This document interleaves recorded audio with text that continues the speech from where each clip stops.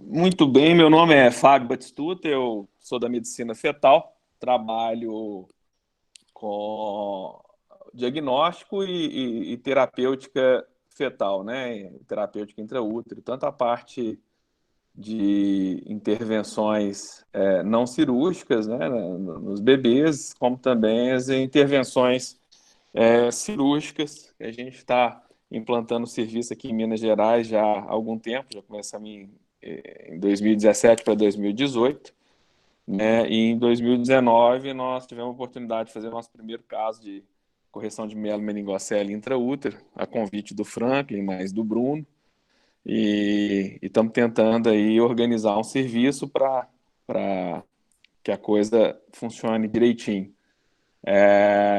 Eu trabalho no Hospital Vila da Serra, onde a gente tem a clínica Fetale, que tem um grupo de colegas que trabalham comigo, tanto na parte de diagnóstico, é um grupo grande de colegas, quanto na parte de terapêutica, né? Na parte terapêutica a gente tem o Francisco, o Francisco Eduardo, a Mariana, e nós temos começado aí com alguns procedimentos intraútero. Um breve histórico sobre a intervenção neurocirúrgica na medicina fetal, porque a neurocirurgia foi uma das primeiras clínicas cirúrgicas a intervir no feto, bem no início lá, e os neurocirurgiões foram pioneiros aí numa gama grande de intervenções, e a gente tem relatos já de associação de doenças neurológicas do feto com desfecho negativo na gestação. A primeira descrição que eu tenho conhecimento é de 1887 por Charpentier, onde que ele relata 40 óbitos maternos em 200 fetos hidrocefálicos. Mas só em 63 o que a gente tem descrição dos primeiros procedimentos realizados intraútero, né? Lá ele foi um dos primeiros a realizar um procedimento pré-natal para transfusão sanguínea peritoneal no feto com imunização RH, e esse é um dos marcos da terapêutica fetal, né? Barker, em 66, realiza um diagnóstico de hidrocefalia através da ventriculografia a gás intraútero, e em 80, Kellner, através da ventriculografia, determina a espessura do manto cortical e realiza uma cefalocentese transabdominal para prevenir distócia, atuando na mesma causa de morte já descrita em 1886 por Charpentier. Né? Só em 1990 foi realizado o primeiro tratamento terapêutico com essa finalidade, de evitar a distócia. Na década de 80 foi o ano, assim, foi a década de ouro nas intervenções, sobretudo nas hidrocefalias e intraútero, né? Então a gente tem vários relatos de casos dessa época, os primeiros trabalhos em modelo animal sendo descrito para intervenção neurológica intraútero, né? Mas a gente tem um dos marcos também, o trabalho do Frigoleto, que são cefalocenteses seriadas para drenar a hidrocefalia durante o pré-natal, a partir da metade da gestação, por volta de 26 semanas, né? E realizadas através guiadas pela ultrassonografia, né? O grande problema é que a maioria dessas intervenções elas tinham um resultado bastante ruim, e não havia uma padronização, tanto no diagnóstico das condições que levavam à realização desses procedimentos, né? E mesmo a técnica, o material utilizado naquela época e a tecnologia que permitia dar acesso ao bebê dentro do útero ainda é muito precária, e haviam complicações decorrentes também do próprio procedimento, como ruptura de bolsa, trabalho de parto prematuro, toque traumatismo, e enfim. Em 82, Clévio implantou seu primeiro dreno ventrículo amniótico para drenar a hidrocefalia. O dreno ele manteve-se efetivo da 24ª até a 32ª semana, e depois esse dreno migrou. E a gente vai ver depois que isso é um problema bastante comum nos drenos utilizados para essa finalidade, que eram os drenos utilizados na urologia para drenagem de hidronefrose, drenos tipo pigtail, né? E em 86, Manning descreve e apresenta o seu trabalho com o relato de diversos casos onde foram colocados os drenos urológicos, né, para drenagem de ventrículo-megalia. E ele apresenta na Sociedade Internacional de Cirurgia Fetal, consolidando aí os resultados do uso das intervenções neurocirúrgicas no feto, né? Os resultados foram muito pobres. Houve uma piora, na verdade, da condição neurológica dos bebês.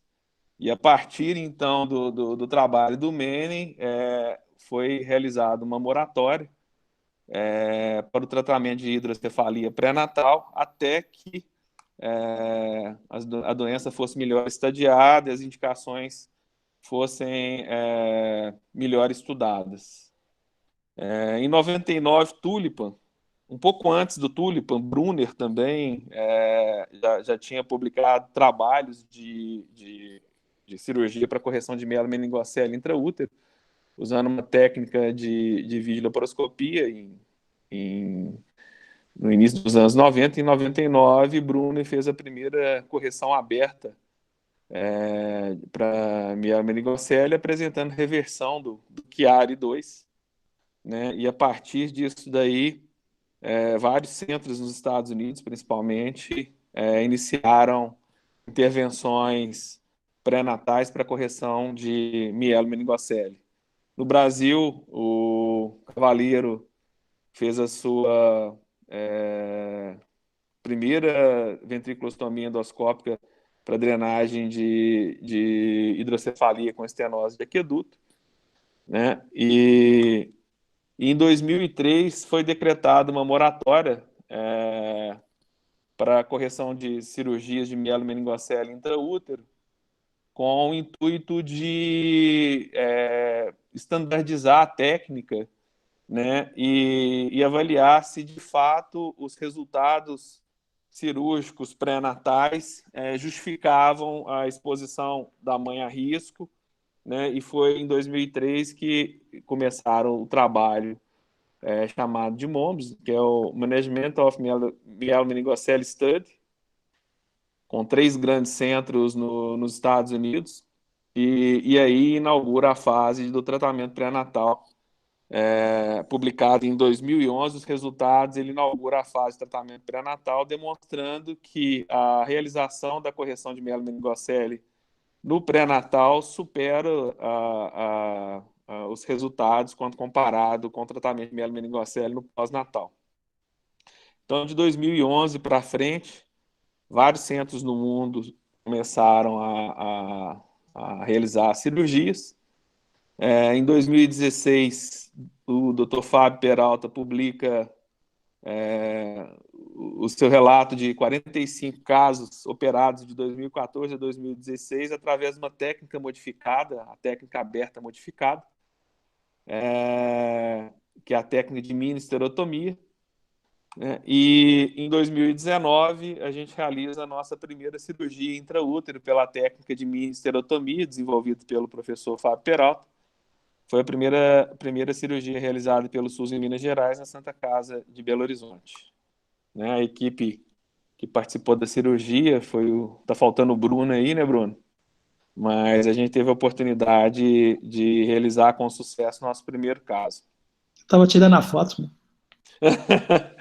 Você saiu, foi correndo da cirurgia. Nos últimos 30 anos, né, mesmo a neurocirurgia tendo sido pioneira, e os procedimentos neurocirúrgicos tendo sido uma promessa, a gente pouco evoluiu nesse sentido na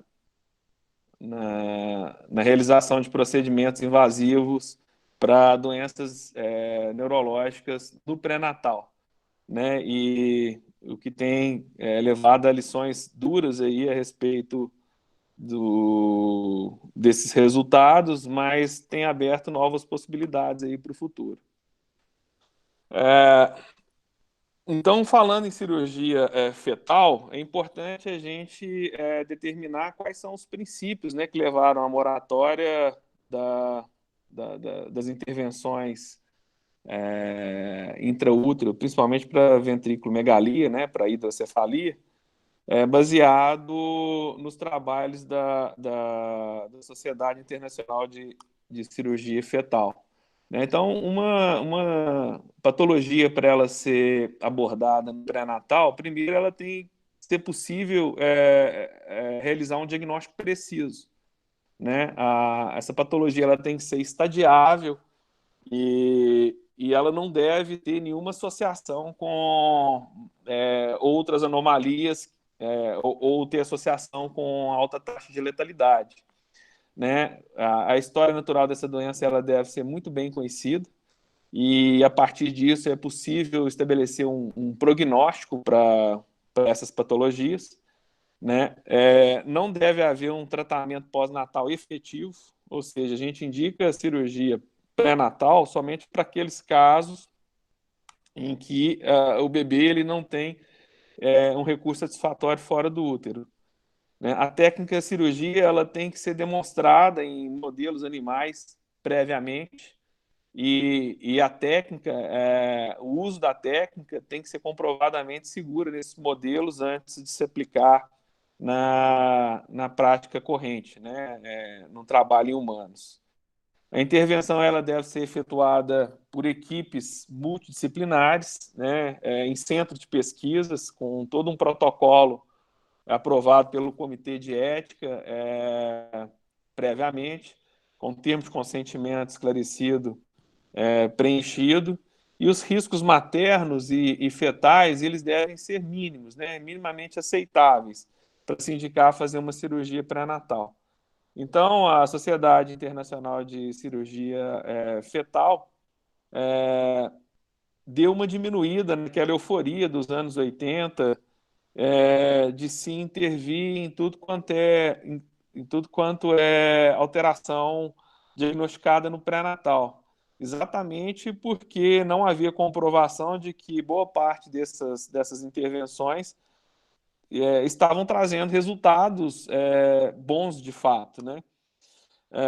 Então, uma das patologias abordadas e que hoje ainda é um desafio, né, são as ventricomegalias severas, né? Basicamente, as três patologias assim que têm um potencial de intervenção cirúrgica no pré-natal são as ventricomegalias severas, as mielomeningocele, né, os defeitos abertos de tubo neural, né? E ainda questionável as encefaloceles occipitais. Então, as ventricomegalias elas são dilatações dos ventrículos laterais, né? No pré-natal, a gente considera uma ventriculomegalia quando o átrio do ventrículo lateral, do corno posterior do ventrículo lateral, ele mede mais do que 10 milímetros de diâmetro. Né? O que corresponderia a esses 10 milímetros, na verdade, não são dois desvios padrões, são quatro desvios padrões da mediana, a mediana em torno aí de 7,5, e a partir de 10 milímetros a gente já considera esse ventrículo dilatado. Né? E as dilatações maiores que 15 milímetros a gente considera como dilatações severas, porque a partir desse diâmetro há uma alta associação com um desfecho neuropsicomotor ruim no desenvolvimento de longo prazo dessas crianças. Né? Dilatações menores, o prognóstico neurológico dessas crianças, de uma maneira geral, tá? É melhor. É, as dilatações severas, quando acompanhadas de macrocrania, são consideradas hidrocefalia. Por que a gente considera macrocrania? Porque não tem um mecanismo capaz de permitir a gente de medir de maneira não invasiva a pressão dentro dos ventrículos cerebrais com o bebê dentro do útero, né? Então, uma das maneiras da gente inferir que é uma ventriculomegalia hipertensiva é exatamente o aumento da circunferência craniana acima do percentil 95. Né? Então, as ventriculomegalias severas com macrocrania é que na medicina fetal a gente denomina de hidrocefalia. Né? A ventriculomegalia, a hidrocefalia, não é um diagnóstico em si, né? É só uma resposta do ventrículo provocado por causas multifatoriais, né? E esse é um dos grandes problemas da triagem dos casos pré-natais para intervenção cirúrgica, porque o número de causas etiológicas são muito variadas, né? Podendo variar desde infecções pré-natais, infecções fetais, malformações complexas do sistema nervoso central, do encéfalo, né? Assim como hemorragias intracranianas, por exemplo, que poderiam levar a dilatação dos ventrículos cerebrais. Então, isso daí já começa a dificuldade de triar um caso potencialmente cirúrgico já na realização do diagnóstico. Há uma grande vantagem hoje que, com a evolução da medicina fetal, com a evolução das técnicas de triagem pré-natal, do conhecimento de imagem, né, da vulgarização desses métodos para todo mundo, permitindo que bebês sejam triados desde as primeiras semanas de gestação, isso permitiu a gente detectar mais precocemente as crianças que evoluem com alterações de desenvolvimento do sistema nervoso central. Né? Além disso, novas técnicas de exame, como estudos genéticos mais acessíveis, né, como a realização do exoma e tudo mais, tem permitido a gente apurar o diagnóstico, e a triagem dos casos candidatos à cirurgia tem se tornado cada vez mais factível. Né?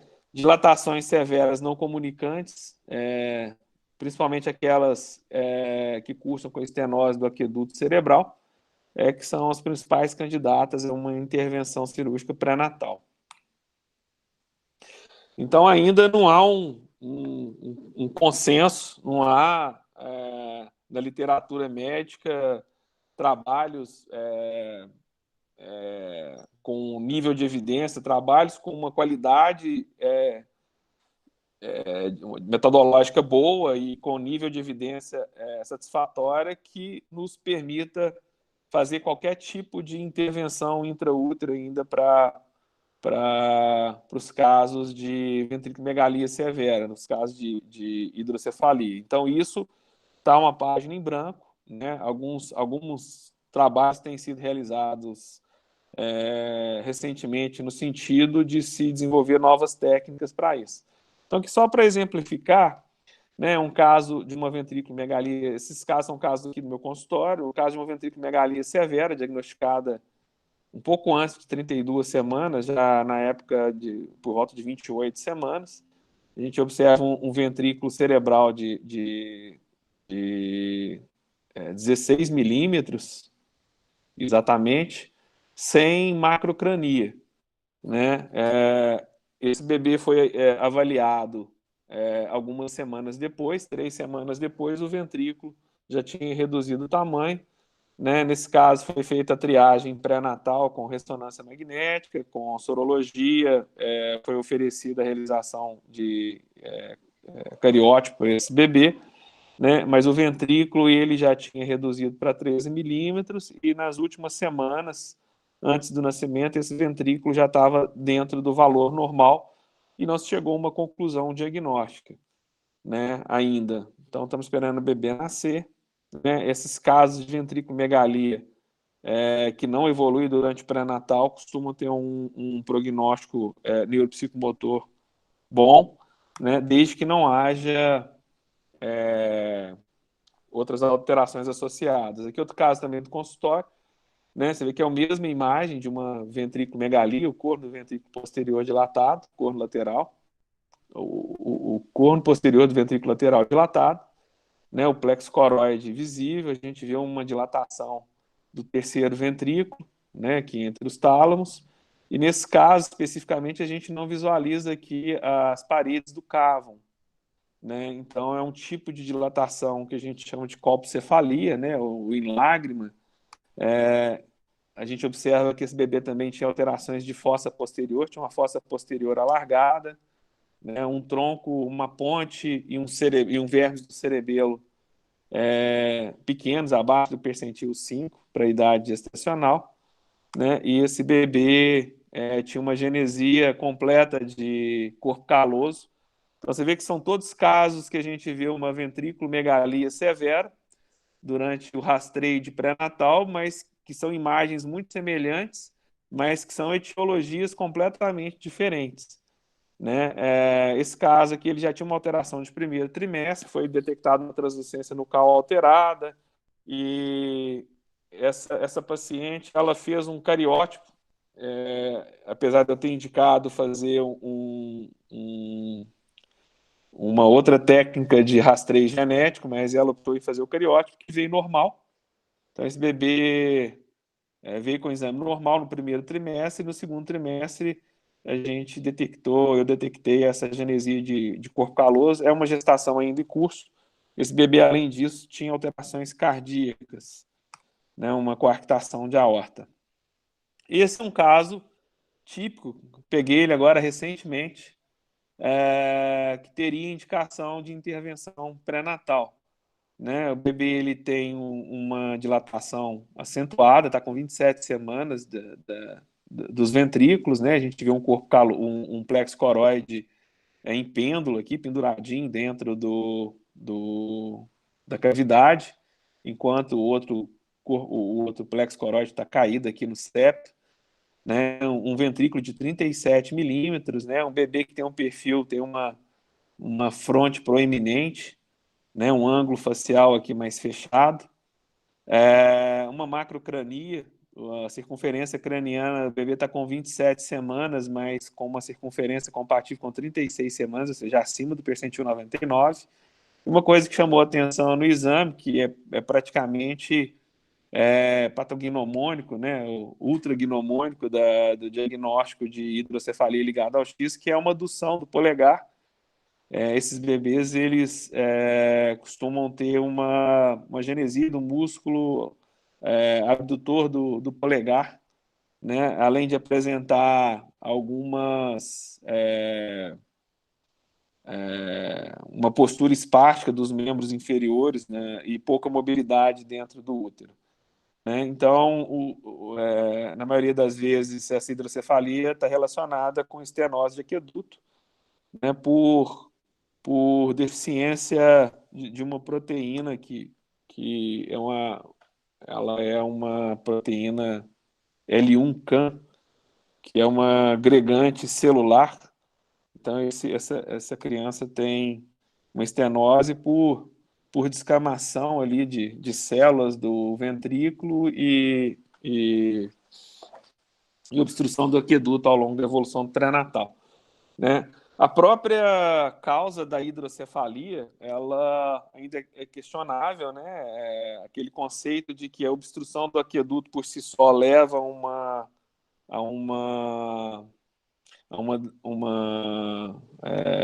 acúmulo de líquido hipertensivo dentro dos ventrículos, levando em consideração a teoria de circulação dos líquidos, ela é questionável porque há teorias que indicam que a ventriculomegalia pode estar relacionada também ou principalmente a alterações coloidosmóticas no ventrículo, né? E não só a questão da obstrução. Então, tudo isso ainda gera dúvidas no sentido de que será que a drenagem, né, a utilização de drenos no período pré-natal é a medida mais eficiente para prevenir danos a longo prazo nessa criança, né, no sistema nervoso central, né, e isso a gente ainda não tem uma resposta. Aqui um outro caso de ventriculomegalia severa, um ventrículo de 20 e poucos milímetros ali de diâmetro, né? O bebê não tem uma macrocrania nesse caso, mas a gente observa um escavamento da calvária do bebê com um aspecto de limão siciliano, né? O cerebelo herniado aqui no forame magno, então a gente não vê a fossa posterior adequadamente, né? A cisterna magna está apagada, né? Que dá a impressão como se o cérebro estivesse sendo puxado para trás, né? Sugado para trás, né? E a gente vê nesse caso aqui uma mielomeningocele, né? Então, quais são os procedimentos que são realizados intraútero, né? Ou que eram realizados e que foram abandonados, né? A cefalocentese periparto foi uma das primeiras intervenções cirúrgicas realizadas na hidrocefalia, com o intuito de diminuir o risco de distócia intraútero e de ruptura de útero, né? No entanto, a cefalocentese periparto ela vai diminuir a circunferência do crânio, mas a cavalgadura ali dos ossos nas suturas levam à hemorragia intracraniana e esse tipo de intervenção tem uma alta associação, praticamente é quase 100% de óbito fetal, né? A cefalocentese seriada também é contraindicada, mas era utilizada nos casos de hidrocefalia para diminuição do volume de líquido intracraniano, mas a realização de várias punções no cérebro do bebê levavam a hemorragias peridural, epidural, risco de infecção, de ruptura de bolso, trabalho de parto prematuro, né? A realização, a colocação de drenos, né? Inicialmente foram colocados os drenos para hidronefrose, tipo pigtail. Esse aqui é um trabalho do Cavalheiro, esse aqui é o dreno que a gente usa normalmente para mega bexiga ou então para derrames pleurais bilaterais.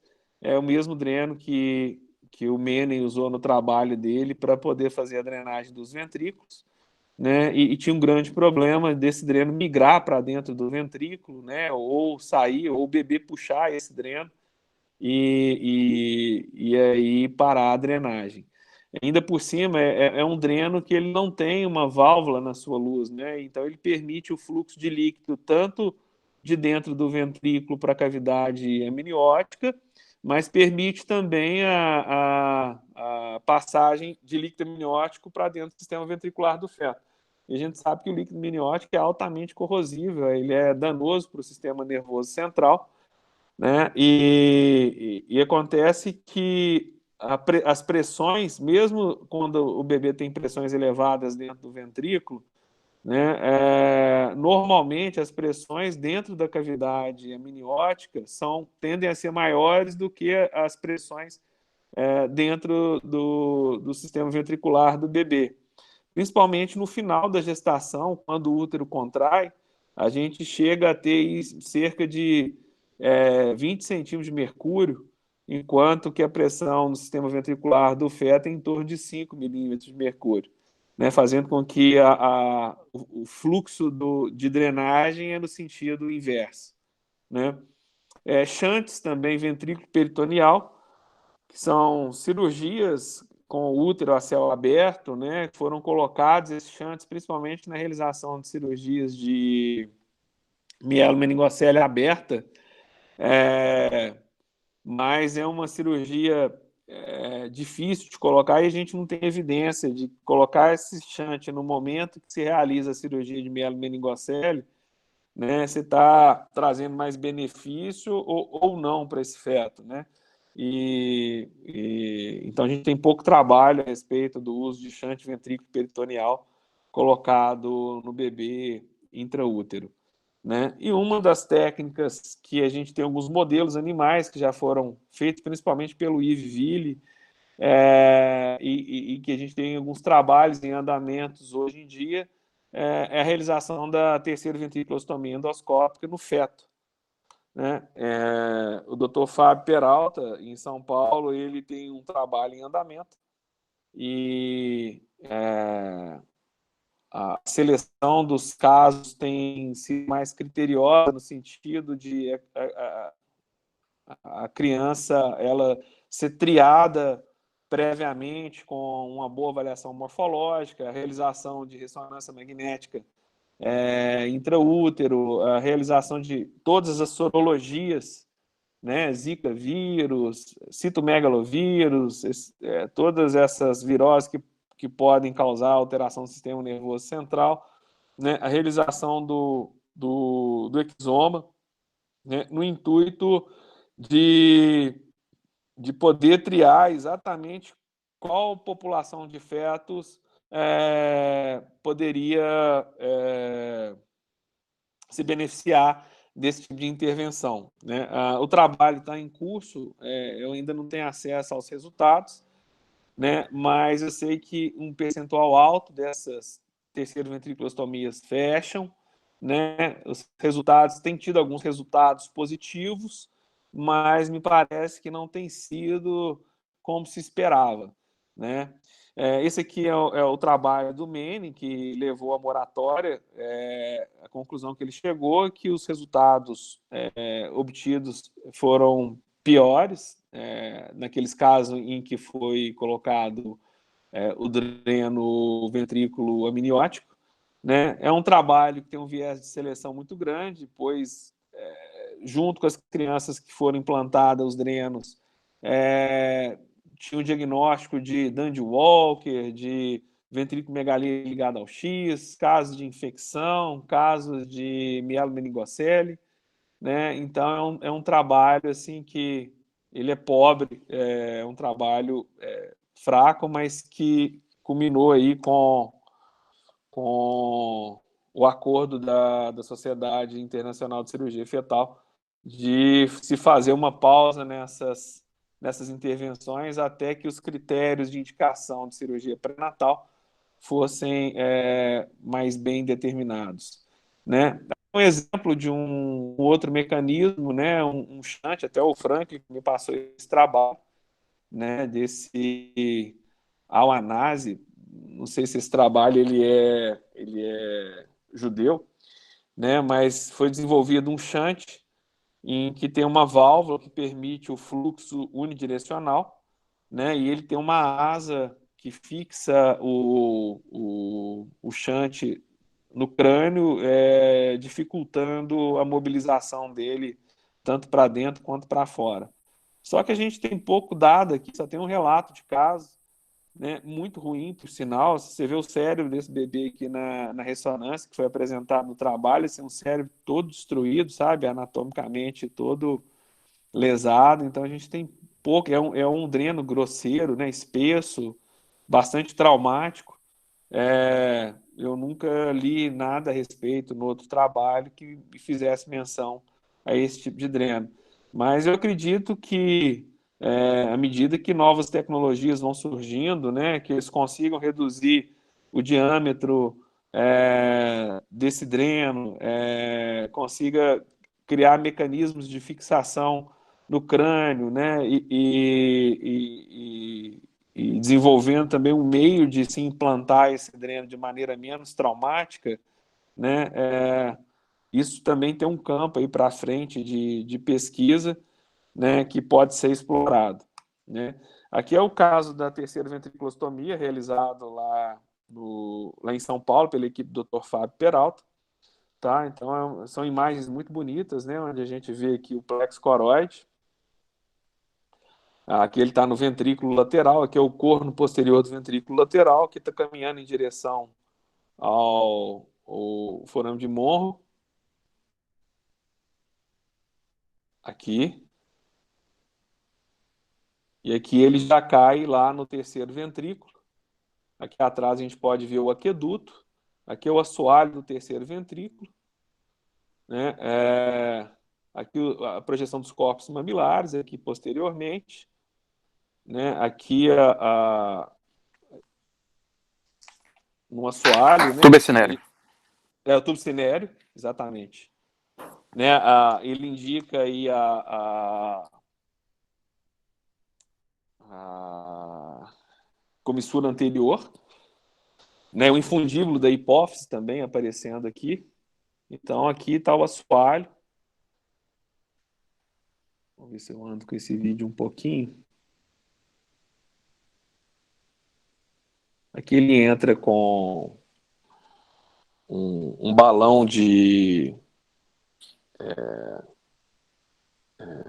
da hemodinâmica, de Fogart, né? Um balão da hemodinâmica de Fogart. Eu não sei o tamanho do balão.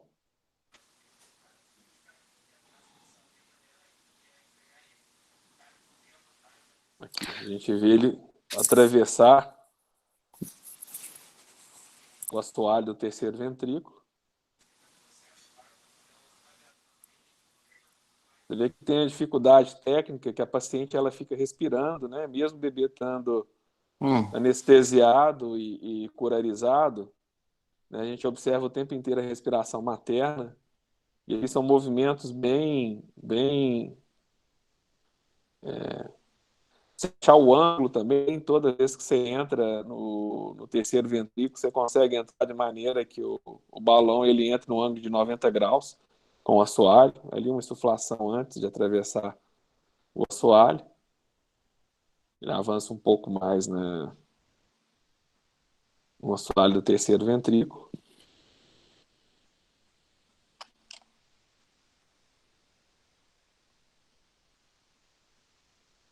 E ali ele insufla o balão, onde a gente pode ver uma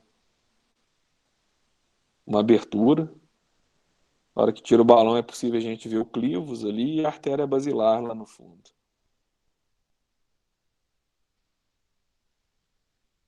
Vai aproximar a câmera aqui, é possível a gente ver o reflexo lá branquinho do clivos.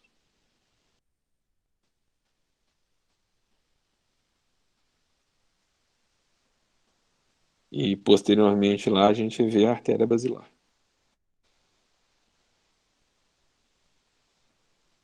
Então esse é um procedimento tecnicamente muito difícil, mas que possivelmente ele já deve estar publicando alguma coisa em breve desses casos.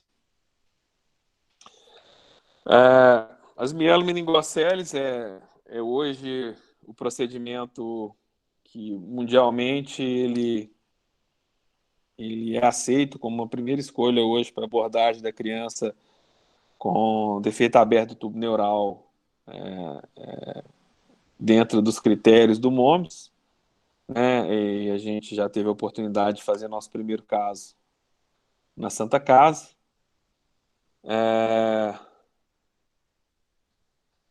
E só para relembrar, eu não vou entrar muito em detalhe, mas os defeitos de fechamento neural são multifatoriais, né?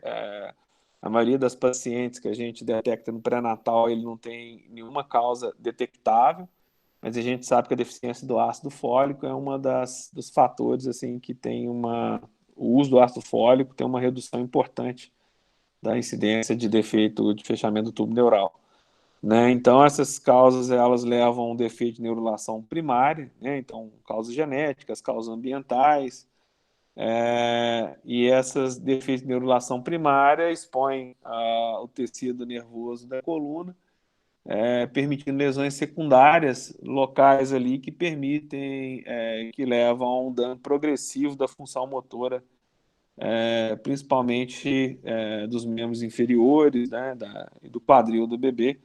E essa lesão permite um extravasamento do líquor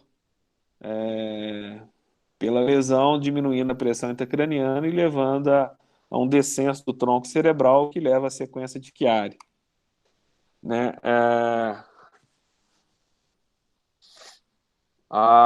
Isso aqui é só uma animação, né? Mas o pessoal da neuro não faz muito sentido, vocês já sabem. Então, o dano primário, sofrendo um dano secundário, o que leva ao dano motor do feto. O extravasamento de líquor leva a uma queda de pressão do sistema ventricular, que faz com que haja um descenso das estruturas da base do crânio. Isso interfere na circulação do líquido e pode levar a uma hidrocefalia. Então, o objetivo principal da cirurgia é o fechamento da lesão, preferencialmente em 3 planos, para evitar o extravasamento do líquor e levar, se possível, a reversão do Chiari, né? Evitando, assim, o dano irreversível do sistema neuropsicomotor a longo prazo para essa criança. A cirurgia, a gente tem algumas técnicas descritas, né? Mas a técnica clássica é a técnica aberta, onde se faz onde se solta a medula, né?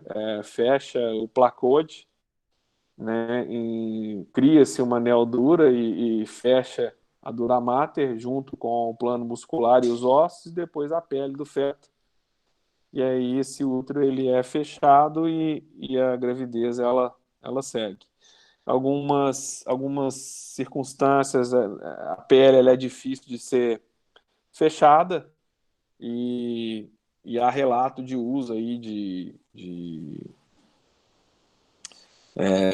biocelulose ou de curativos específicos para poder levar a um fechamento dessa pele por segunda intenção. Então, aqui só mostrando, a mielomeningocele é uma patologia que já pode ser diagnosticada no primeiro trimestre de gestação. Então, hoje, o exame de primeiro trimestre que a gente usa para rastreamento de síndromes cromossômicas, rastreamento de doenças hipertensivas na gravidez, permite que a gente também visualize aqui no, no, no plano médio do feto, no corte sagital, né, aspectos do desenvolvimento do cérebro do bebê que quando estão alterados, leva a gente a suspeitar de uma ventrículo, de uma mielomeningocele. Então, a suspeita diagnóstica e muitas vezes a confirmação não é através da visualização do dano da medula no primeiro trimestre, mas sim através do descenso das estruturas do tronco cerebral. Então, aqui a gente vê o terceiro ventrículo de encéfalo, tronco cerebral, aqui a ponte, né, o bulbo, logo aqui embaixo, isso aqui é o quarto ventrículo, né, o vermes do cerebelo, tá? E aqui a cisterna magna. Então, a criança, quando ela tem a mielomeningocele, a gente vê um apagamento da cisterna magna, né, e uma alteração na relação entre o diâmetro da ponte e o diâmetro das estruturas após a ponte aqui, que é uma diminuição do quarto ventrículo e da cisterna magna, né? No bebê, já no segundo trimestre, a gente observa a alteração no formato do crânio, né? O descenso do cerebelo aqui através do forame magno, né? E o cerebelo ele fica com aspecto de banana, né? E aqui é um corte sagital da base do crânio, onde a gente vê aqui o osso occipital, né? E o descenso aqui do vermes do cerebelo e do tronco cerebral, com a ponte já cá embaixo, né? E o bulbo um pouco mais embaixo também. Isso tudo é possível de a gente ver na ultrassonografia, né? Aqui outros achados, né? Uma ventriculomegalia borderline ou até uma ventriculomegalia severa e o defeito de fechamento da coluna do bebê. Né? Aqui outro dado também de outra paciente que a gente acompanhou, o aspecto do cerebelo, né? O aspecto aqui do cérebro como se ele estivesse sendo tracionado para trás, né?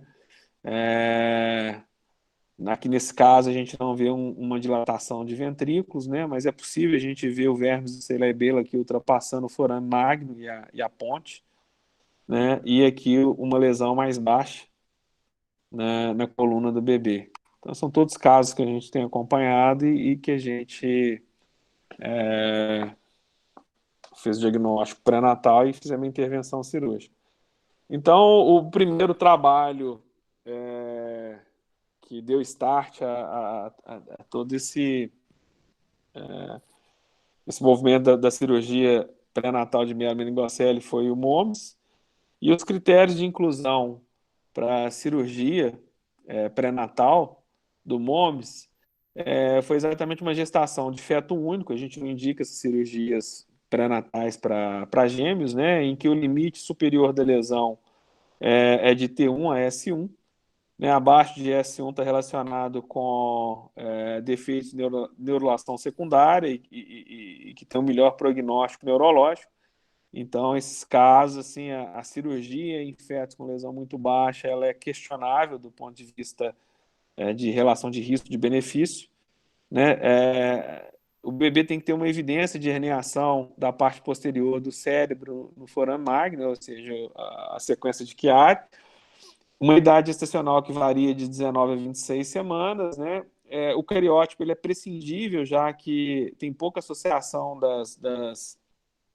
das doenças, dos defeitos abertos do tubo neural com cromossomopatia, mas deve ser feita uma avaliação pré-natal criteriosa, morfológica desse bebê para ver se não tem nenhuma outra alteração que possa comprometer o bem-estar do feto que contraindica essa cirurgia.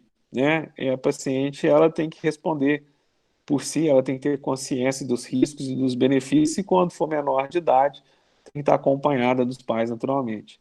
São fatores que contraindicam a cirurgia, né? As anomalias fetais graves, incompatíveis com a vida ou que a cirurgia pode piorar o prognóstico, né? E que não estão relacionadas diretamente com a mielomeningocele. Né, cifoses severas na coluna, né, curvaturas maior do que 30 graus, risco alto para trabalho de parto prematuro, pacientes que têm história prévia, ou que têm colo curto, ou que está sangrando, ou que tem qualquer fator de risco para prematuridade. Né? História de descolamento de placenta, isso aqui é questionável, tá? A gente tem que ver se esse paciente não tem nenhum outro fator de risco que aumente a chance de descolamento. Né? O índice de massa corporal maior ou igual a 35 também é uma contraindicação relativa. Né? Hoje a gente consegue operar pacientes com índice de massa corporal maior sem grandes dificuldades. Né? Ou outras condições clínicas que contraindiquem, principalmente do ponto de vista obstétrico, né? Quando o paciente tem um diabetes descompensado, ou a paciente ela tem uma suspeita de pré-eclâmpsia, ou qualquer outra patologia que possa colocar em risco a vida da mãe, e principalmente pacientes a submeter a uma esterotomia corporal prévia. Né? A técnica cirúrgica clássica requer a abertura do abdômen materno com um corte semelhante à fanistil, um pouco mais ampliada, a extração, a luxação do útero do abdômen, a exposição do útero, né, a realização da ultrassonografia para posicionamento do bebê e determinação dos vasos placentários, da borda placentária para sair da placenta.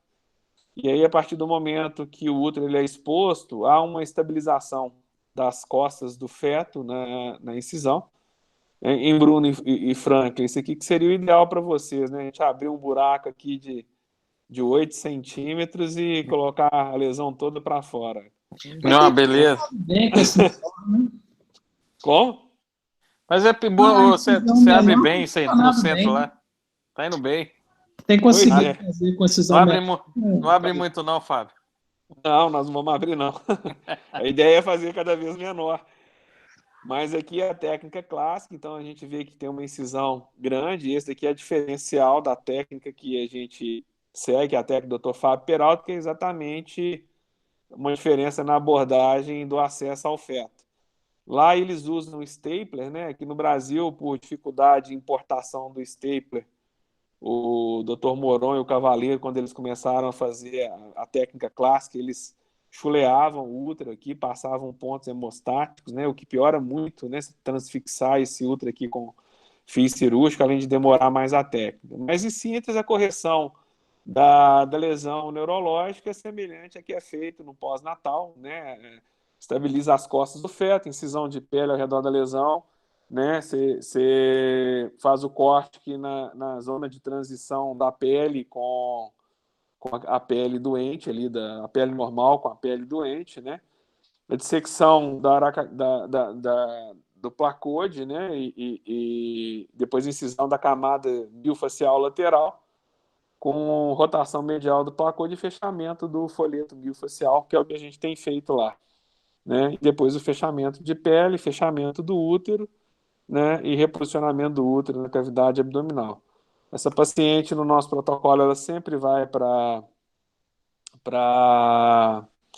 UTI neonatal, porque uma dos problemas observados na cirurgia clássica era exatamente o risco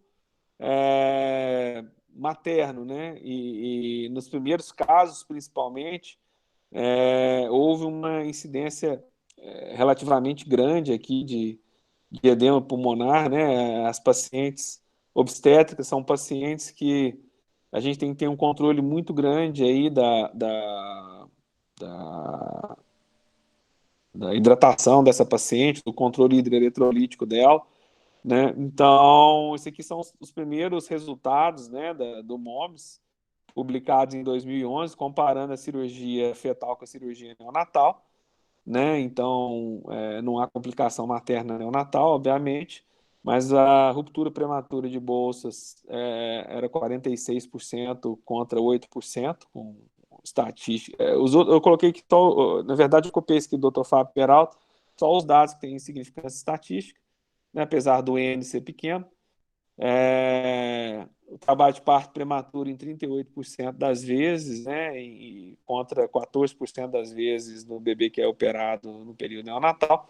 Né, transfusão materna foi necessária em 9% das vezes, uma incidência relativamente alta, mas que nas séries posteriores isso aqui já praticamente não foi visto com muita frequência. Deiscência de esterotomia em 10% dos casos. Né? E com relação ao resultado do bebê, né? Quando você compara na cirurgia pré-natal com a cirurgia neonatal, a gente tem uma necessidade de colocar a shunt no primeiro ano de 40% na cirurgia pré-natal contra 82%. Aqui a gente sabe que é maior a longo prazo, maior do que 82%. Né? Herniação do tronco cerebral, ela foi observada em 64% das vezes contra 96% das vezes, né? E o desenvolvimento neuropsicomotor praticamente não houve significância estatística entre as duas séries observadas, né? E dobrou aqui a chance de deambulação independente nas crianças operadas no pré-natal, quando comparadas com as crianças operadas no período neonatal. Então, esses aqui foram os primeiros números, né, do MOMS. Logo depois disso, a gente teve uma enxurrada aí de estatística comprovando a eficácia da cirurgia, né, na cirurgia pré-natal. A técnica cirúrgica que a gente utiliza, que é a técnica desenvolvida pelo Dr. Fábio Peralta, a ideia do desenvolvimento da técnica de mini-esterotomia era exatamente reduzir os riscos obstétricos potenciais da cirurgia clássica, né, que era um dos grandes, se não aí, da cirurgia aberta, né, que era exatamente ruptura de bolsa, deiscência de ferida operatória, sangramento, complicações obstétricas, né, parto prematuro, né? Então, em 2016, ele descreveu os primeiros relatos de caso. Então, aqui é a técnica que a gente fez na Santa Casa. A gente abre a parede abdominal com uma Fanny Steel, né? Luxa o útero e posiciona a criança, localiza a melhor janela de entrada no útero, né? Então, a gente localiza a placenta, né? A gente vê aqui tem uma cor violácea do útero, que é uma placenta posterior. Esse útero aqui era um útero que estava enorme, ele estava todo encharcado de sangue na parede dele. Depois da cirurgia, ele até reduziu de volume, né? E a gente localiza, então, a lesão. Aqui isso aqui é um exame de ultrassom intraoperatório, onde a gente tem uma visualização da lesão com uma riqueza de detalhe muito grande, onde a gente avalia a altura exata da lesão, né, e a extensão da lesão. Depois de localizada, a gente faz uma incisão no útero, né, uma mini esterotomia, um corte que varia aí de mais ou menos 2,5 a 3,5 centímetros, uma média de 3 centímetros, ou seja, um terço do que era realizado no MOMS, né? Aqui é o âmino, onde a gente faz uma aplicatura do âmino na parede do útero, e aqui é a lesão após a abertura no âmino. O líquido amniótico, ele é parcialmente drenado durante a cirurgia, né? E uma pergunta que sempre fazem a respeito, né, o que a gente faz com o líquido, né? Na verdade, esse líquido a gente despreza, o líquido amniótico, tá? O líquido, ele é basicamente urina do bebê, então ele tem um turnover muito alto, em cerca aí de 72 horas ele já é renovado, né?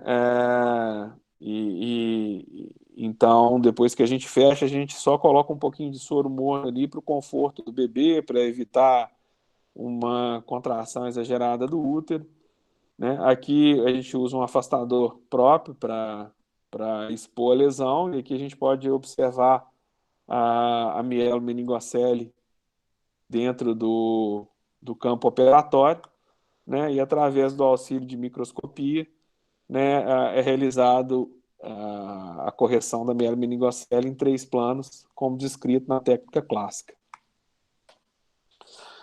Isso aqui é só um vídeo mostrando o campo operatório, né, com o fechamento ali da aneldura.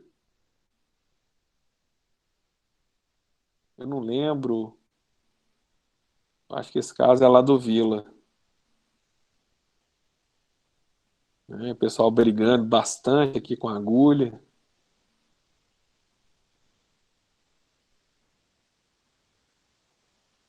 Então isso é só para ilustrar mesmo. Aqui é uma segunda publicação do Dr. Fábio, já com 176 casos, né? Hoje o grupo tem mais de 250 casos, acho quase 300 casos operados, se eu não me engano, né? É uma casuística de single sepsis monstruosa. E o que tem mostrado em relação ao MOMS algumas vantagens, principalmente do ponto de vista obstétrico, né? Quando você compara o tamanho da incisão do trabalho do MOMS, a idade gestacional é bastante semelhante, né, com uma tendência a reduzir essa idade gestacional. Os trabalhos têm mostrado, né, um dos grandes problemas aqui da idade gestacional é como o Brasil é um país gigantesco, né, é um continente, até essa paciente chegar no centro de assistência em tempo hábil, muitas vezes já está até passando da idade gestacional limite preconizada pelo MOMS, né? Então, por isso que geralmente a gente tem uma quantidade de casos um pouco mais tardios, né? O tamanho da lesão em relação ao MOMS, o nível superior, né, dentro do que é indicado, o diâmetro médio do ventrículo lateral em torno de 11 no momento da cirurgia, né? O tempo de cirurgia em torno de 3,3 horas, variando de 2 a 6 horas. Tá? Em relação à complicação fetal, a gente, aqui na verdade, a gente depois nas outras séries, a gente tem alguns casos de óbito, tá? No MOMS também, e os 3 casos que tiveram foram pós-natais, sem causa aparente. 2 haviam diagnóstico de descolamento subclínico, né, descolamento de placenta. Então, para falar assim, que essa cirurgia, elas complicam, independente de qual técnica que for usar, tá? Complicações maternas, as principais que a gente vê foi o descolamento de placenta, mas nenhuma requereu transfusão sanguínea, né? Não tiveram caso de edema agudo de pulmão, né? Outras complicações maternas pós-cirúrgicas foram relacionadas a ilho paralítico e tudo, mas sem nenhuma complicação maior, né? E no MOMS a gente teve uma incidência de complicação um pouco maior, como edema agudo de pulmão, coreminionite, né, que foi observado em outros serviços também. Aqui com relação à idade gestacional do parto, o resultado obstétrico, né? Na mini esterotomia, a idade gestacional média é em torno de 35 semanas, Curiosamente, os casos que são operados mais precocemente, ou seja, os casos que são operados abaixo de 24 semanas, são os casos que têm um intervalo entre a cirurgia e o parto maiores. Enquanto que aqueles casos que são operados mais próximos ali das 26 semanas, eles têm um tempo de latência entre a cirurgia, a ruptura de bolsa e parto menor, né? Então, isso já foi observado também no trabalho do Dr. Fábio, né? A separação coramniótica, naturalmente, ela é menor aqui na mini-esterotomia, porque é uma incisão menor, menos trauma no âmbito, né? Então, a gente tem em torno de 10% contra 26% na técnica clássica. Ruptura prematura de membrana, 28% na mini-esterotomia contra 46% na técnica clássica, comparando com o trabalho original do Momes. Né? Deiscência de esterorrafia também, aqui foi uma deiscência parcial, tá? Não houve uma deiscência completa, mas foi em torno de 3,4% dos casos contra 10% do Momes. Né? E a necessidade de transfusão sanguínea materna foi zero nos casos acompanhados pelo Dr. Fábio. E o restante da deiscência de sutura também foi pequena, das costas do bebê. Né? É muito equiparável que a técnica aberta com a mini-esterotomia, o que é uma desvantagem na videolaparoscopia, na laparoscopia, porque na maioria das vezes você não consegue corrigir em 3 planos a lesão do bebê. Então é muito comum esse bebê ter deiscência de sutura ou nascer com necessidade de correção pós-natal. Na laparoscopia é em torno aí de 25%, se eu não me engano, contra 3,4% na mini-esterotomia e contra 13% na técnica clássica. Então, recentemente, agora, em janeiro de 2020, o Dr. Fábio publicou um trabalho que foi... ele já tinha sido pré-publicado no Congresso Mundial em 2019, em Alicante, na Espanha, mostrando que os casos que são operados por mini-esterotomia, eles têm permitido realizar cirurgias cada vez mais precoces, exatamente porque tem um risco obstétrico menor, né? A gente observa, né, nos estudos que ele tem um risco obstétrico menor e tem um tempo de latência grande entre a cirurgia e o parto, o que não acontece, por exemplo, na técnica laparoscópica, né, e nem nas incisões muito grandes, né, e isso permite, então, que essa cirurgia ela seja jogada cada vez mais precocemente. E foi possível observar que aqueles casos operados antes de 24 semanas, eles apresentam um desenvolvimento neuropsicomotor, né? Todos eles foram acompanhados com a escala de Bayley no pós-natal. Então, eles apresentaram um desenvolvimento neuropsicomotor superior às séries de casos observada na técnica aberta, que foi operada um pouco mais tarde, ou que teve uma incidência de prematuridade maior, e muito maior do que a técnica laparoscópica, né, que tem uma taxa de prematuridade muito maior e uma incidência de ruptura de bolsa ainda muito alta, né, mostrando que tanto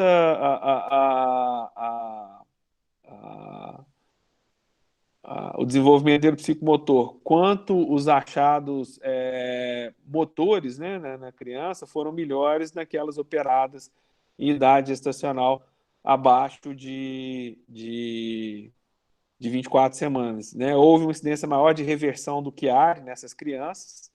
Né? Geralmente eram crianças já com um ventrículo não tão dilatado, né? não tão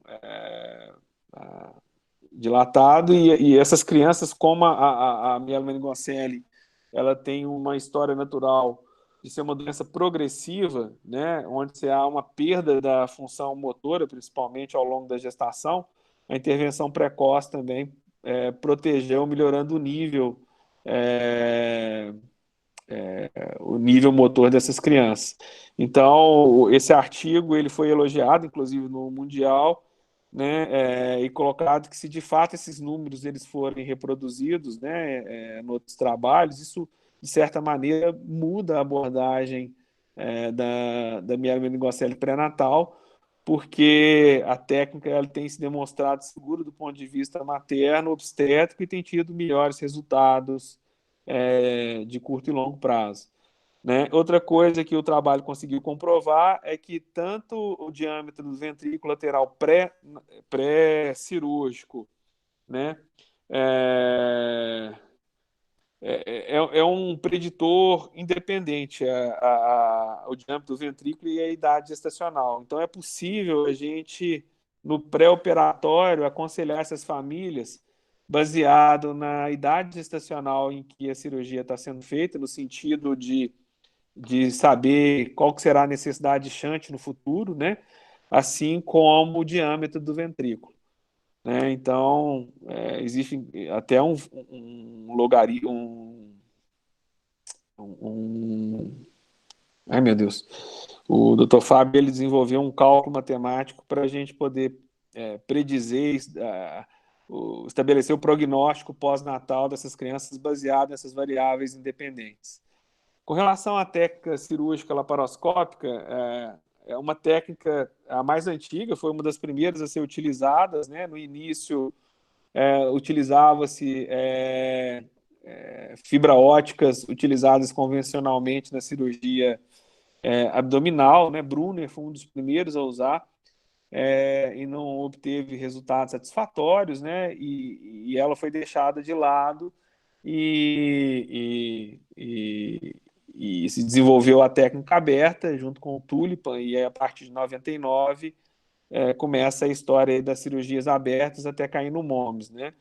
Mas posteriormente outros cirurgiões continuaram a desenvolver a técnica laparoscópica porque ela, em tese, ela diminuiria o risco materno a partir do momento que se evita de fazer uma laparotomia. No entanto, na prática, isso não conseguiu ser demonstrado ainda facilmente, né? Um dos grandes problemas da técnica laparoscópica, mesmo com o desenvolvimento de novos equipamentos, é que o âmino ele não é cicatrizável, né? Então, a partir do momento que você entrava ali com o trocarte dentro do útero, né, para poder abrir os portais, muitas vezes a própria entrada desse trocarte levava a um descolamento do ânimo, né, do âmino, além de causar uma perfuração que no fechamento ali, no final da cirurgia, não era possível ser suturado. E algumas das técnicas laparoscópicas, eles utilizavam ali 4 portais para poder acessar o feto, né, pela própria dificuldade de posicionar essa criança e de fazer a correção cirúrgica em 3 planos. E somando ali o tamanho de cada portal, acabava dando uma lesão no âmino quase que do tamanho de uma incisão da técnica clássica, né? Então, isso era um fator limitante. A cirurgia laparoscópica, como a criança ela continua ali com o âmino aberto, a gente já considera a bolsa rompida, né? E cerca de 2 semanas após as cirurgias, ou 4 semanas, né, cerca de 80, 86% dessas gestantes elas rompiam bolsa e acabava levando a uma interrupção precoce da gestação. E a própria prematuridade, né, era um fator associado à lesão neurológica desse bebê, o que comprometia ainda mais o desenvolvimento neuropsicomotor dessa criança. Era uma criança que já tinha uma mielomeningocele, né, que passou por uma cirurgia, né, e que nasceu prematuramente, né? O risco de infecção, muitas vezes essas pacientes eram seguidas expectantemente após romper bolsa até adquirir a prematuridade, até chegar nas 34 semanas, né? A prematuridade tardia ali, e isso aumenta o risco de cória-amnioniite, né, os riscos de infecção obstétrica. Outro risco também, que durante um bom tempo era questionado e colocado como um fator limitante à cirurgia, que para realizar a cirurgia pela via laparoscópica tinha que insuflar o CO2 dentro do útero, né? E não existia trabalho demonstrando a segurança de você, durante 4, 5 horas, manter um nível alto de CO2, que tem uma alta difusão nos tecidos ali. Então, uma crítica à cirurgia laparoscópica é que será que isso a curto, médio, longo prazo poderia levar a um dano neurológico no bebê, essa exposição a uma taxa de CO2 muito alta? Além do que a curva, né, de aprendizado na laparoscopia é uma curva muito longa, né, é uma curva que requer no mínimo 57 casos durante um trabalho descrito, se não me engano, pelo Jani. Daqui a pouco eu vou lembrar, que para comparando as técnicas, né, enquanto a técnica clássica você necessita ter cerca de 30 cirurgias, né, a mini-esterotomia e a laparoscopia requer pelo menos 50 cirurgias até atingir uma curva cirúrgica razoável para que a técnica seja realizada sem maiores riscos, né? Então, além do que, existe uma miríade de técnicas laparoscópicas, né, que dificulta muito os trabalhos científicos no sentido de comparar uma técnica com outra, né? Você tem técnicas de 1, 2, 3 portais, 4 portais, o segmento neurológico de longo prazo não seguiu o padrão recomendado pela a Sociedade Internacional de Cirurgia Fetal. Então, fica difícil você comparar essas crianças a longo prazo no desenvolvimento neuropsicomotor. Nem todas os trabalhos utilizaram da tabela de Bailey para poder avaliar o desenvolvimento dessas crianças, né? E de alguns anos para cá, todos esses serviços que trabalham com a cirurgia laparoscópica sentaram, né, para tentar unificar uma técnica, né, estabelecer um protocolo cirúrgico que seja comparável, né, com as outras técnicas, e muitos desses fatores limitantes da cirurgia laparoscópica que eram apresentados no início da técnica, como ruptura de bolsa, hoje já existem algumas variações da técnica que facilita o fechamento do ânimo, né, do âmbio, e permitindo que essa cirurgia reduza um pouco mais esse risco obstétrico. Mas para quem faz as duas técnicas, eu não faço, o doutor Fábio faz, e tem outros serviços no mundo que fazem, né, advogam a favor da técnica aberta a despeito de a laparoscopia, ela teoricamente melhorar aí o futuro reprodutivo da mulher, já que você não tem que fazer uma incisão no útero, né? Uma incisão grande é um orifício pequeno. E hoje em dia, com o desenvolvimento aí de novos equipamentos, né, laparoscópios mais finos, né, equipamentos cirúrgicos específicos para mielomeningocele, né, eu acredito que vai haver uma melhora aí da técnica laparoscópica, mas por enquanto, nesse momento, a técnica ela é considerada experimental, né, até que os novos trabalhos saiam aí e permitam que ela possa ser comparada, tá? Então, a respeito da mielomeningocele, é basicamente isso. Outra patologia que tem descrito com possibilidade de correção pré-natal é a encefalocele occipital, né? Ela foi descrita pela primeira vez que eu vi pelo Dr. Cavaleiro, Ele tem um relato de 5 casos operados, né? Mas eu nunca li isso na literatura do benefício de se fazer uma cirurgia dessa pré-natal, né? Ele descreve 5 casos, mas dos 5, só 4 ele conseguiu realizar a cirurgia de colocar uma placa posteriormente aqui fechando o occipito, né? A indicação da cirurgia são para os casos que tem microcefalia, que está evoluindo com microcefalia. Num desses casos que ele operou, houve um parto prematuro extremo, com 29 semanas, que evoluiu para óbito por complicações pulmonares, né? E dos que nasceram, né? Ou seja, dos 3, um evoluiu com uma hidrocefalia pós-parto.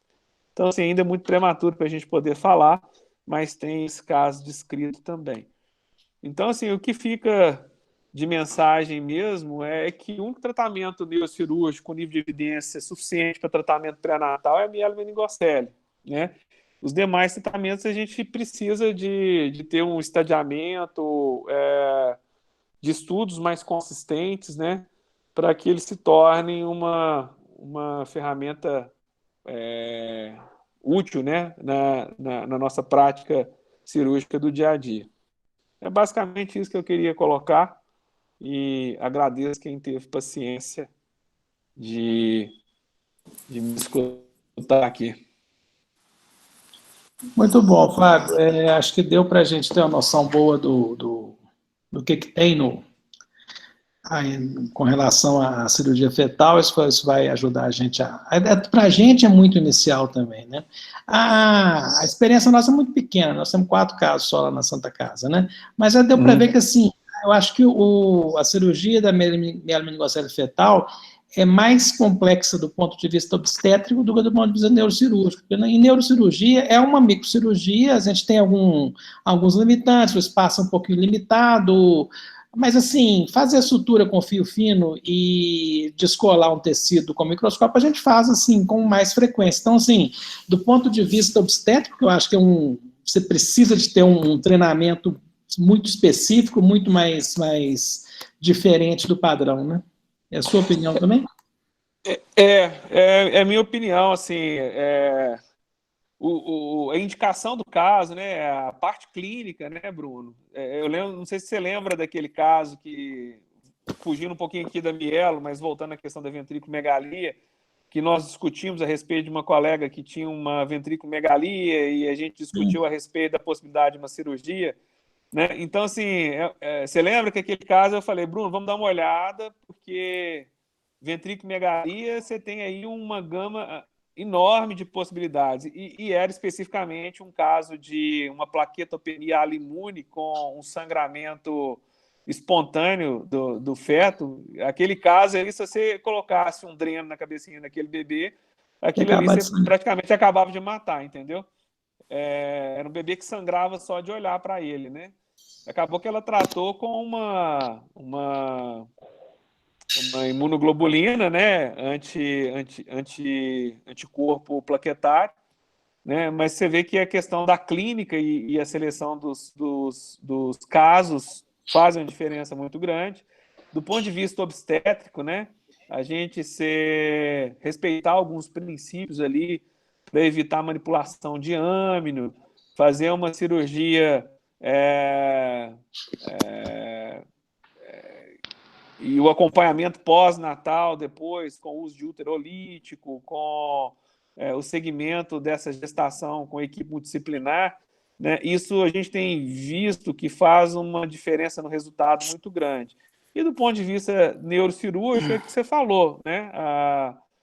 Alguma coisa ali de microcirurgia só, mas não é uma grande dificuldade se comparado ao que vocês já fazem, né, no dia a dia. Fábio. Diga, Franklin. Fábio, brilhante aula, tá? Antes de mais nada, gostaria de agradecer a presença de todos aí. Eu estou vendo que tem uma presença ilustre aí da Unifesp, doutora Patrícia Dasso, te prestigiando aí. Obrigado. Enquanto o negócio, resumindo aí que nós temos residentes aí também na aula, o que você considera como o melhor caso cirúrgico para a gente tentar a terceira ventriculostomia endoscópica? O melhor caso cirúrgico? O que você acha assim, vamos tentar fazer isso daí, vamos Vamos tentar fazer terceira ventriculostomia endoscópica. Qual que é o melhor caso? Qual que é a melhor idade gestacional? O que você tem visto aí de... Porque a gente ainda não tem nenhum caso assim, né? O que você tem visto na literatura? Pois é, ainda não tem consenso. A literatura está sendo escrita agora, né? As pessoas que estão começando a fazer isso daí, a gente tem alguma coisa modelo animal, o doutor Fábio, lá em São Paulo, já está mais adiantado nisso daí, mas a indicação da intervenção pré-natal para ventrículo-megalia, a primeira coisa é a triagem desses casos, né? Então, esses bebês, eles não podem ter outras malformações do sistema nervoso central, né? Esse bebê, a gente tem que afastar todas as outras causas de dilatação de ventrículo, como hemorragia, infecções, né? E geneticamente ele não deve ter nenhuma alteração que possa comprometer o desenvolvimento neuropsicomotor dele também. Ou seja, tem que ter uma integridade do sistema nervoso central. E os casos de escolha para isso são os casos onde há uma obstrução de aqueduto isolada. Esse é o quadro típico de bebê para indicação de intervenção intraútero. Com relação à idade gestacional, né, a gente sabe que quanto mais precoce é feita uma intervenção intraútero, né, se melhora o prognóstico neurológico desse bebê. Porque uma criança que tem uma ventriculomegalia hipertensiva, né, ele vai ter ali uma infiltração dos tecidos periventriculares, é um bebê que tende a ter uma isquemia cerebral pela compressão do sistema nervoso central. Então, ele tende a ter uma piora do prognóstico dele ao longo da gestação, né? E aí entra outra questão, né? Quando intervir nessa criança, né? Já que bebês muito pequenos, você tem as limitações do próprio equipamento que você vai utilizar, né? Então, você entrar com um fetoscópio, né? Dentro do cérebro desse bebê muito pequenininho, né? O rombo ali vai ser muito maior, então a lesão é muito maior. Então, a idade gestacional que se preconiza iniciar essa cirurgia, mas isso daí é passivo de discussão, a partir de 26 semanas de gestação, né, até aproximadamente 32 semanas de gestação. Mas isso ainda, assim, tá para ser descoberto, tá? Qual que é o melhor momento, né? Eu não tenho descrição de técnica, a gente não tem trabalho a respeito disso ainda, então é muito difícil a gente falar o que é mais fácil, o que não é. Eu não tenho experiência, né? Só mesmo de assistir sobre essas intervenções, né? E isso deve ser feito dentro de um serviço de pesquisa, dentro de um protocolo de pesquisa, né? Com aprovação do Conselho de Ética e tudo mais, né? Não é um procedimento, senão a gente volta lá atrás do que era feito nos anos 80, né? E começa a ter uma indicação indiscriminada em qualquer centro. E outra coisa, são doenças pouco prevalentes. Você conseguir selecionar esse caso com todas as especificações que o tornam candidato a uma intervenção cirúrgica, né, você restringe muito o número de fetos. Então, você tem que ter um serviço que ele é referência de fato para que você consiga fazer N, né? Senão você vai ficar aí 10 anos para operar 5, 6 casos, e isso daí torna inviável qualquer trabalho nesse sentido. Agradeço.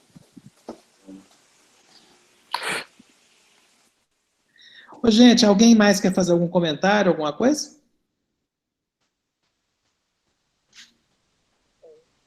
Bom, Fábio, agradecer a disponibilidade, foi muito bom para a gente poder fazer uma revisão no tema, acho que acrescentou para todo mundo. Muito obrigado. Eu que agradeço. Vamos ver se a gente continua fazendo os casinhos lá na Santa Casa, né? Aparecer mais casos. Eu que agradeço, um grande abraço e ótima semana para todo mundo. Obrigado, um abraço a todos, gente. Até logo. Valeu, um abraço.